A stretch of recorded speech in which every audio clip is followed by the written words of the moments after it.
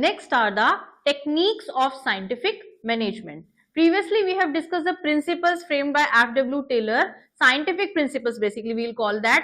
Scientific क्यों? उन्होंने जैसे बोला था कि हमें ट्रेडिशनल मेथड्स को फॉलो ना करके साइंटिफिकली हमें कुछ बेस्ट मेथड्स फाइंड करने चाहिए और उन पर वर्क करना चाहिए। कुछ प्रिंसिपल्स थे जिन्हें हमें फॉलो करना चाहिए था।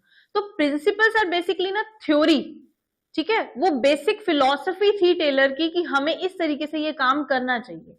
और टेक्निक्स क्या है? ये प्रैक्टिकली जो हम अप्लाई कर सकते हैं। वो थ्योरी थी, ये प्रैक्टिकल है। टेक्निक है एक काम को साइंटिफिक वे में अच्छे से करने की, बेस्ट मेथड को फॉलो करने की और अच्छा रिजल्ट लेके आने की। Now we will discuss these techniques one by one. There are basically 7 techniques. हमारी यहाँ पर 7 टेक्निक्स है साइंटिफिक मैनेजमेंट जो हमारी F.W. टेलर ने फॉर्म की है। First one is functional foremanship. जैसे हमने प्रीवियसली डिस्कस किया था कि जो हमारा वर्क होता है, जो टास्क होता है, that should be allotted to the employee as per their efficiency. उनकी एबिलिटी, उनकी स्किल्स के अकॉर्डिंग टास्क अलॉट किया जाना चाहिए। तो ये प्रिंसिपल जो है हमारा टेक्निक जो है हमारी, दैट इज फंक्शनल फोरमैनशिप। ये टेक्निक यही कहती है कि हमें जो एम्प्लॉयज अपॉइंट करने चाहिए या हमें एम्प्लॉयज को जो टास्क देना चाहिए, वहां पर हमें एक प्रिंसिपल फॉलो करना चाहिए। वो काम देते टाइम, वो मैनेजमेंट करते टाइम। तो यहां पर ये कहते हैं कि there should be full utilisation of the principle of specialisation. ये जो पर्टिकुलर हमारी टेक्निक है ये बिलीव करती है कि हमें यहाँ पर प्रिंसिपल ऑफ स्पेशलाइजेशन को फॉलो करना चाहिए। हमने ये बात की थी कि there should be development of efficiency of the employees. उनकी प्रोस्पेरिटी और उनकी एबिलिटीज के अकॉर्डिंग हमें उन्हें टास्क देना चाहिए ताकि उनकी एफिशिएंसी इंप्रूव हो। वो अगर इंप्रूव होगी तो हमारा आउटपुट भी अच्छा आएगा, वो ज्यादा से ज्यादा अच्छा आउटपुट हमारी कंपनी को देंगे। तो ये टेक्निक यही कहती है कि जो साइंटिफिक मैनेजमेंट का एक तरीका है, जो टेक्निक है, वो ये कहती है कि हमें अपने प्रिंसिपल ऑफ स्पेशलाइजेशन को फॉलो करते हुए वर्क को डिवाइड करना चाहिए स्मॉल पार्ट्स। ठीक है, हमने एफिशिएंसी के अकॉर्डिंग स्मॉल पार्ट्स में वर्क को डिवाइड किया और हर पार्ट एक एक्सपर्ट को दे दिया।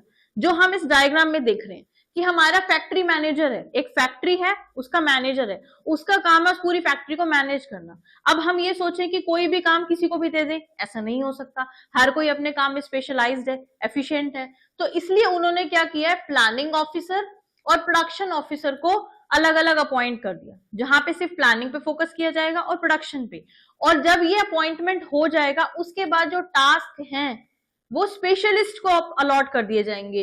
रूट क्लर्क है, इंस्ट्रक्शन कार्ड क्लर्क है, टाइम एंड कॉस्ट डिसिप्लिन, कि यहाँ पर इन सबको अपना अपना काम दे दिया कि आपको अपने सिर्फ इसी काम पे फोकस करना है, आपने इसी एक एक्टिविटी पे फोकस करना है, सारा ध्यान इसी पे लगाना है और एक्टिविटीज पे ध्यान नहीं देना। उसी तरीके से अगर प्रोडक्शन ऑफिसर है, उन्होंने speed boss, gang boss, repair boss, inspector, कोई काम को ऑब्जर्व कर रहा है, इंस्पेक्ट कर रहा है, कोई जो भी मिसअंडरस्टैंडिंग्स हो रही है, जो प्रॉब्लम्स हो रही हैं, कहीं प्रोडक्शन प्रोसेसेस में प्रॉब्लम आ रही है, उनकी रिपेयरिंग के लिए है, एक टीम के लिए आपने बॉस बनाया हुआ है। तो यहाँ पर आपने एक्सपर्ट्स अपॉइंट कर दिए हैं, स्पेशलिस्ट अपॉइंट कर दिए हैं हर एक पर्टिकुलर टास्क। इससे क्या होगा, हम सबकी स्पेशलाइज स्किल्स को अवेल कर सकते हैं, उसके बेनिफिट्स लेंगे और सब कुछ काम अगर ऑर्गेनाइज्ड वे में, स्पेशलाइज्ड वे में सबकी स्किल्स के अकॉर्डिंग किया जाएगा तो उसका सबसे बड़ा बेनिफिट किसको होगा, ऑर्गेनाइजेशन को, क्योंकि हम अपना गोल टाइमली और अच्छे से अचीव कर सकते हैं। कोई भी उसमें हिंड्रेंसेस नहीं आएंगी, कुछ भी कोई ओवरलैप ऑफ एक्टिविटीज नहीं होगा कि एक काम को कोई एक इंडिविजुअल कर रहा है, दूसरा भी वही कर रहा है और एक काम है जो कोई कर ही नहीं रहा, ऐसा नहीं हो। ठीक है, तो यहाँ पर हम स्पेशलिस्ट अपॉइंट करके अपने अच्छे बेनिफिट्स अवेल कर सकते। This was functional foremanship. Next is standardisation and simplification of work. ये टेक्निक अगर हम पर्सनल लाइफ की बात करें, प्रोफेशनल लाइफ की बात करें, किसी ऑर्गेनाइजेशन की बात करें, तो ये हम सबको फॉलो करना चाहिए। हमारे कुछ स्टैंडर्ड सेट होने चाहिए। और सिंप्लीफिकेशन ऑफ वर्क, काम को सिंपल तरीके से करेंगे। अगर सिंपल से ये चैप्टर पढ़ाने की बात भी आती है, आपकी अंडरस्टैंडिंग की बात भी आती है, तो जितना सिंपल वे में आपको समझाएंगे ना उतनी आपकी अच्छी अंडरस्टैंडिंग, मतलब बहुत अच्छी अंडरस्टैंडिंग होगी। अगर मैं आपके लेवल से ज्यादा लेकर के आपको कोई चीजें बताऊं तो आपको समझ में नहीं आएगी, क्योंकि आप 12th स्टैंडर्ड में, आपकी एक एज है।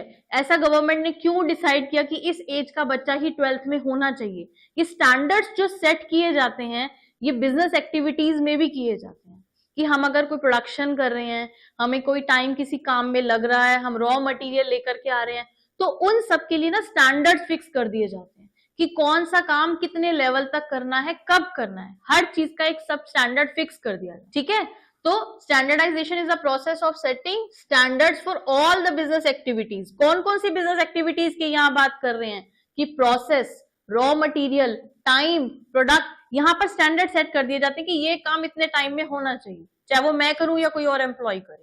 अंडरस्टूड? अगर हम किसी चैप्टर को कंप्लीट करते हैं तो उसका एक स्टैंडर्ड टाइम होता है कि इतने पीरियड्स में, इतने स्लॉट्स में ये चैप्टर कंप्लीट हो जाना चाहिए, इतने मंथ्स में हमारा सिलेबस कंप्लीट हो जाना चाहिए। यहाँ पर टाइम स्टैंडर्ड सेट कर दिए जाते हैं, अदरवाइज तो सेशन खत्म हो जाएगा, सिलेबस कंप्लीट नहीं होगा, आउटपुट नहीं आएगा। अगर किसी प्रोडक्शन प्रोसेस के लिए रॉ मटेरियल चाहिए तो हमारे पास एक स्टैंडर्ड फिक्स होना चाहिए कि हमें इस लेवल का रॉ मटेरियल चाहिए, इस क्वालिटी का मटेरियल चाहिए, वहां पे भी क्वालिटी स्टैंडर्ड आ जाएगा उस मटेरियल का। तो there should be proper standards for all business activities, ताकि कोई भी प्रॉब्लम्स क्रिएट हो ही ना, कोई भी डिफरेंसेस आएंगे ही नहीं अगर हम स्टैंडर्ड सेट करके चलेंगे। ठीक है, next is simplification. Word he explain कर रहा है, टेक्निक क्या कह रही है कि हमें अपने काम को सिंपलेस्ट वे में करना चाहिए। जैसे यहां पर बात करी है कि variety, size, weight, dimension, that should be simple. ये टेक्निक क्या कहती है? That should not be superfluous, means कि बहुत जो एसेंशियल चीजें नहीं हैं उन्हें हमें काम में लाना ही नहीं चाहिए, हमें सिर्फ जो जरूरी चीजें उन्हें काम में लाना चाहिए। जैसे अगर आप बात करते हो यहाँ वेराइटी और साइज की, आपके जो मर्केंडाइज होता है, जो आपके कपड़े होते हैं या आपके शूज होते हैं, आप देखते हो कि उसमें बहुत सारी वेराइटी आती है, साइज आते हैं, लेकिन कुछ चीजें ऐसी होती हैं जो हर ब्रांड में आपको नहीं मिलती। कहते हो ना इस ब्रांड में तो सारे साइजेस अवेलेबल होते हैं, इस ब्रांड में तो बहुत वेराइटी है, लेकिन इस ब्रांड में कम है। वो कम या ज्यादा क्यों होती है? वो उनकी एबिलिटी के बेसिस पे है। जो जितना ज्यादा सिंपल करना चाहता है उतनी कम वैरायटी रखेगा, उतने कम साइज रखेगा। सबकी एबिलिटी नहीं होती कि इतनी ज्यादा वैरायटी को वो मैनेज कर सके। तो यहाँ पर हम जब स्टैंडर्डाइजेशन और सिंप्लीफिकेशन को कंपेयर करते हैं तो वो कहते हैं कि स्टैंडर्डाइजेशन तो ये कि हमने स्टैंडर्ड सेट कर लिया कि हमें इतने टाइम में ऐसा रॉ मटेरियल, ऐसा प्रोडक्ट, ऐसा आउटपुट चाहिए। और सिंप्लीफाई हम क्यों कर रहे हैं कि हम जो अननेसेसरी ओवरलैपिंग ऑफ एक्टिविटीज हो रहा है उसे अवॉइड कर। ठीक है, आप शू देखते हो, मार्केट में आता है शू, आएगा आपका अलग अलग साइजेस में आता है, 2, 3, 4, 5। कभी आपने ऐसा देखा है 2.25, 2.5, 2.6 ऐसे साइज नहीं आता। कई बार हमें बच्चों में ये देखा जाता है कि उनके शूज में प्रॉब्लम आती है लेने में, क्योंकि उनको 3 बड़ा है, 2 छोटा है। तो ऐसी प्रॉब्लम हम फेस करके चलते हैं, क्योंकि कंपनी ऐसे जो एक्सेप्शनल केसेस हैं उनके लिए बहुत ज्यादा प्रॉब्लम्स क्रिएट नहीं करना चाहती।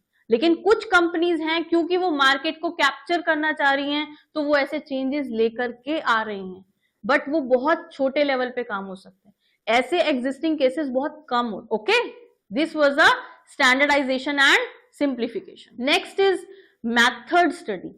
हमने प्रिंसिपल्स में भी प्रीवियसली ये डिस्कस किया था कि हमें एक स्टैंडर्ड, एक बेस्ट मेथड फॉलो करना चाहिए कि हमें अपना काम कैसे करना है। ठीक है, एक स्टैंडर्ड मेथड होगा, वन बेस्ट वे होगा किसी भी काम को करने का, तो उससे हमारा आउटपुट अच्छा आएगा, क्योंकि सभी एक ही डायरेक्शन में काम करेंगे कि यही एक तरीका है। हर कोई अपने आइडियाज नहीं लगाएगा कि मेरी कॉमन सेंस ये कहती है कि मुझे ऐसा काम करना चाहिए, नहीं। तो जब वन बेस्ट वे होगा तो वर्क टाइमली भी होगा, अच्छा भी होगा, ओवरलैपिंग ऑफ एक्टिविटीज नहीं होगी। तो what does this method study means? ये टेक्निक क्या कहती है? It refers to identifying the most suitable way to do a particular activity, कि हमें कोई भी काम करने के लिए एक बेस्ट, एक सबसे अच्छा सुटेबल मेथड फाइंड कर लेना चाहिए कि ये करने का सबसे अच्छा तरीका यही है, और सभी को उसे फॉलो करना चाहिए। To conduct this study, process charts and operational research techniques are used.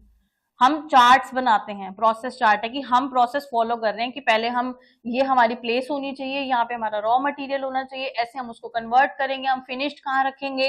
तो हमने एक अपना प्रोसेस चार्ट बनाया, अपने एक ऑपरेशन रिसर्च सेटअप किया कि हम कैसे कैसे कौन सी एक्टिविटी कब परफॉर्म करते हैं, सारी ऑपरेटिंग एक्टिविटीज का एक प्रोसेस फॉलो करते हैं। तो यहाँ पर हमारा एक मेथड है कि हम इस काम को ऐसे करते हैं। आप साइंटिफिकली अगर लैब्स में भी देखते हो तो हर काम को करने का एक तरीका होता है कि अगर आपको कोई टेस्ट भी करना है, कोई भी एक्सपेरिमेंट करना है, तो उसका एक मेथड है। ऐसे नहीं है कि किसी भी केमिकल को कहीं भी मिला दोगे। तो वही आपके बिजनेस में भी है कि आप अगर एक मेथड, एक तरीका फॉलो करोगे तो आपका गोल अचीवमेंट बहुत अच्छा होगा, टाइमली होगा, इफेक्टिव एंड एफिशिएंट। ठीक है, next technique is fatigue study. Fatigue क्या होती है? हम सब थक जाते हैं एक टाइम के बाद। अगर हम पढ़ाई कर रहे हैं तो भी थक जाते हैं, पढ़ा रहे हैं तो भी थक जाते हैं, फिजिकल वर्क में भी थकते हैं, मेंटल वर्क में भी थकते हैं, इमोशनली भी थक जाते हैं। तो यहां पर एक टेक्निक फॉलो की गई है जहां पे साइंटिफिक वे में ये स्टडी की गई है कि एक एम्प्लॉय कितनी देर तक काम कर सकता है, उसकी क्या एबिलिटी है। ऐसा तो नहीं है ना कि अगर हमें आउटपुट चाहिए, हमें कोई रिजल्ट चाहिए तो हम 24 आवर्स एक एम्प्लॉय से काम करवा सकते हैं, उसकी एबिलिटी ही नहीं है। यहाँ पर एक साइंटिफिक स्टडी की गई, एक्सपेरिमेंट किए गए, एम्प्लॉय से काम करवाया गया और एक स्टैंडर्ड टाइम सेट किया गया कि 8 to 9 आवर्स तक स्टैंडर्ड जो एक टाइम है कि एक इंडिविजुअल वर्क कर सकता है। अगर हम उससे ज्यादा काम करवाएंगे तो उसकी जो बॉडी है, उसका माइंड है, वो अलाउ ही नहीं करेगा, वो उस अटेंटिवनेस से वर्क ही नहीं कर सकता क्योंकि वो थक जाएगा। और हम ये मानते हैं कि उस 9 आवर्स में भी हम पूरा कॉन्टिन्यूटी में उससे 9 आवर्स काम नहीं करा सकते, उनके कुछ इंटरवल्स होते हैं, कुछ ब्रेक होना चाहिए बीच में कि हमारे को इतनी देर बाद एक एम्प्लॉय को ब्रेक देना चाहिए ताकि वो अपनी बॉडी को, अपने माइंड को थोड़ा सा रिकवर कर सके, रिचार्ज कर सके। फोन भी एक टाइम पे थक जाते हैं, उन्हें भी रिचार्ज करना पड़ता है, तो वैसे ही इंडिविजुअल्स भी होते हैं, ठीक है। So as per this technique of FW Taylor, there is a need to determine the duration and frequency of rest intervals. अब rest intervals सबके लिए सेम नहीं होते, depending on the task. किसी का टास्क ज्यादा एबिलिटी रिक्वायर करता है, ज्यादा फिजिकल वर्क रिक्वायर करता है, किसी का टास्क कम रिक्वायर करता है, तो वो उस एक्टिविटी पे डिपेंड करता है कि हमारे रेस्ट इंटरवल्स कितने होने चाहिए, कितने टाइम गैप के बाद आने चाहिए, ताकि हम अपना स्टैमिना रीगेन कर सकें, अपनी एनर्जी रीगेन कर सके। जैसे हमें फोन को भी थोड़ी थोड़ी देर में रिचार्ज करना पड़ता है, उसकी बैटरी भी ड्रेन हो जाती है, वो भी थक जाता है, वो भी हॉट हो जाता है, वैसे ही एम्प्लॉयज का ध्यान रखना भी बहुत जरूरी, ठीक है। This was fatigue study. Next is time study. आपको कुछ सोचने समझने की जरूरत ही नहीं है, नेम ही आपको सजेस्ट कर रहा है क्या टेक्निक है, किसकी स्टडी कर रहे हैं, टाइम की। एक स्टैंडर्ड टाइम सेट कर लेते हैं कि ये काम इतनी देर में हो जाना चाहिए।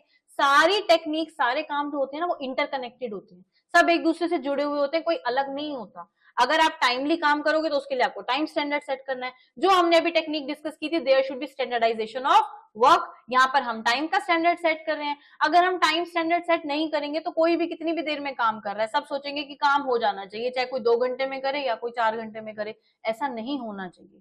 हमारी जो भी एक्टिविटीज हैं, जैसे हमारे अगर प्रोडक्शन है या कुछ कन्वर्जन है, कोई रिकॉर्ड मेकिंग है, कोई सर्विस है, जो भी एक्टिविटी हम परफॉर्म कर रहे हैं बिजनेस ऑर्गेनाइजेशन में for the attainment of our objective, वो सभी एक्टिविटीज का एक टाइम स्टैंडर्ड सेट हो जाना चाहिए। इससे हमारा ओवरलैपिंग, हमारी जो भी मिस्टेक्स हैं, हमारी हिंड्रेंसेस हैं, हम उन्हें ओवरकम कर पाएंगे। ओवरकम करेंगे, टाइमली अचीवमेंट होगा तो बहुत एफिशिएंटली और एफिशिएंसी से वर्क कर सकते हैं, टाइम से भी, और कॉस्ट भी कम आएगी। जिस काम में जितना ज्यादा टाइम लगाएंगे उतना ज्यादा वो एक्सपेंसिव पड़ जाएगा। सबसे इंपॉर्टेंट हमारी लाइफ में हमारा टाइम है, वो दोबारा वापस नहीं आता, चाहे वो आपकी पर्सनल लाइफ हो, चाहे हमारी लाइफ हो, या कोई बिजनेस ऑर्गेनाइजेशन हो, कोई इंस्टीट्यूशन हो, कोई स्कूल हो, कोई क्लब हो, कोई हॉस्पिटल हो। टाइम सबके लिए बहुत जरूरी होता है, हमें हर चीज का मैनेजमेंट करना चाहिए और उसमें सबसे जरूरी मैनेजमेंट आता है हमारे टाइम का।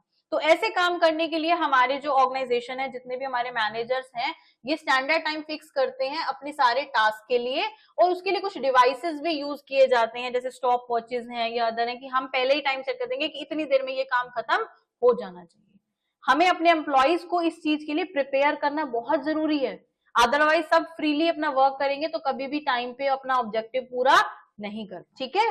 Next is your motion study. Motion होता है ना, जब मूवमेंट होती रहती है, एक एक्टिविटी के बाद दूसरी एक्टिविटी इंटरकनेक्टेड होती है। तो यहाँ पर हम मोशन स्टडी ये देखते हैं कि अगर हम एक प्रोडक्ट की प्रोडक्शन कर रहे हैं, किसी प्रोडक्ट की मैन्युफैक्चरिंग कर रहे हैं, तो उसके रॉ मटेरियल लेके आने से उसकी फाइनल प्रोडक्शन, फाइनल गुड तक जितनी भी एक्टिविटीज परफॉर्म की गई है वो मोशन स्टडी में आती है। यहाँ पर एग्जाम्पल दिया गया है कि जो मूवमेंट है, जैसे हम कोई सामान उठा के रख रहे हैं, हम कोई क्या कहते हैं बिल्डिंग कंस्ट्रक्ट कर रहे हैं, तो वहां पर lifting, putting object, sitting, changing position, ये सब चीजों को ध्यान में रखना है कि कौन सी चीज हम कहाँ रख रहे हैं, कैसे रख रहे हैं, कितनी देर में कर रहे हैं। एक हमारे अपने जो वेयर हाउस है जहाँ पे रॉ मटेरियल रखा हुआ है, एक वेयर हाउस है जहाँ पे प्रोडक्शन हो रही है, एक वेयर हाउस है जहाँ पर हमारे फिनिश गुड्स रखे हुए हैं, तो कितना टाइम हमारा रॉ मटेरियल वहां से यहाँ तक पहुंचता है उसका हमें डिसाइड करना बहुत जरूरी है।